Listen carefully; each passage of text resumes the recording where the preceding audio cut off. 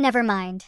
Two words that act as the final curtain call for a relationship, a friendship, or a crumbling marriage. We often mistake this phrase for a peace offering, a moment of maturity where one person decides to be the bigger person and let a conflict slide. We tell ourselves that it is a sign of grace, a calculated choice to preserve harmony over being right.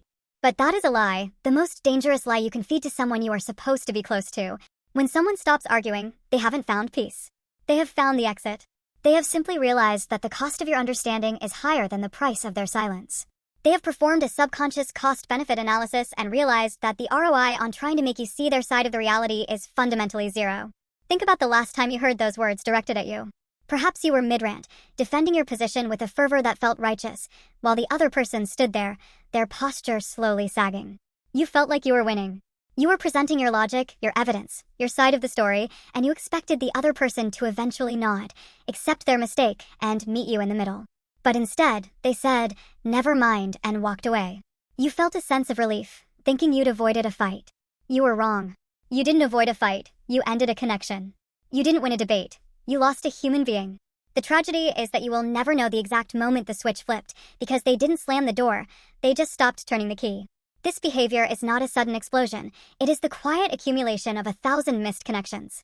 Imagine you are trying to explain the color blue to someone who refuses to look up from their book. You describe the ocean, the sky, the depth of the horizon. You use metaphors, you raise your voice, you plead for them to just look. But they keep their eyes fixed on the ink and paper, dismissing your efforts as unnecessary noise.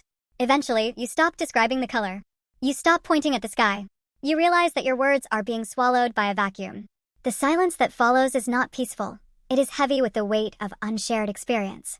It is the sound of someone retreating into the sanctuary of their own mind, because the world outside has become too expensive to inhabit. Most people believe that anger is the opposite of love, but it isn't. Anger is an investment. It is a sign that you still care enough to want things to be different. It is a desperate, messy attempt to bridge the gap between two islands. The real opposite of love isn't hate, it is total indifference. When someone stops explaining themselves, they are checking out.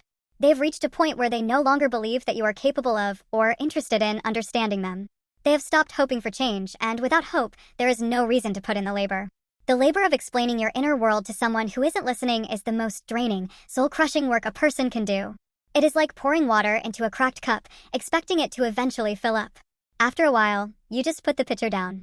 This transition from "I need you to understand me" to "never mind" is the hallmark of emotional burnout. It is the moment when the effort of being vulnerable with you feels like an act of self-sabotage. You might think that everything is fine because the shouting has stopped. You might enjoy the quiet, mistaking the absence of conflict for the presence of harmony. But watch closely. The eyes lose their spark. The responses become scripted, shallow, and safe.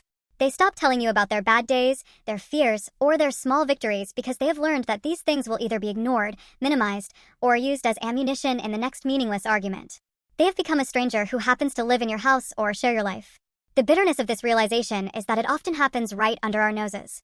We are so preoccupied with our own narrative, our own truth, that we fail to notice the erosion of the foundation underneath us. We want to be right so badly that we don't realize we are becoming completely alone in the process. We defend our positions with legalistic precision, failing to realize that life isn't a courtroom, it's a living organism. When you win the argument but kill the connection, you haven't actually gained anything. You are just standing in an empty room, holding the trophy of your ego, while the person you loved has already mentally moved into a hotel room where they can finally breathe without having to justify their existence. The irony is that we often view these people as easygoing or chill. We praise their ability to let things go. We think they are stoic, strong, or simply unbothered. We have no idea that they are actually exhausted. They are not letting things go because they don't care. They are letting them go because they have already mourned the relationship in private. They have gone through the 5 stages of grief: denial, anger, bargaining, depression, and finally, acceptance, while you were still busy explaining why you were technically right in the last disagreement. By the time they say "never mind," the autopsy is already complete. The relationship died months ago, in the moments where they tried to speak and were met with a wall of your defense. This is the hidden cost of pride. We spend so much energy preserving our image of being right that we fail to preserve the people who actually matter. We assume there will always be another chance to explain, another day to talk, another moment to reconcile. But the truth is, everyone has a limited quota of energy for bridge building. Once that quota is spent, the tools are put away.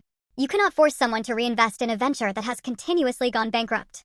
You can only look at the empty space they left behind and realize that your "never mind" was the final nail in the coffin of their patience. It is a haunting silence, one that screams louder than any argument ever could, because it is the sound of a door being locked from the inside, never to be opened again.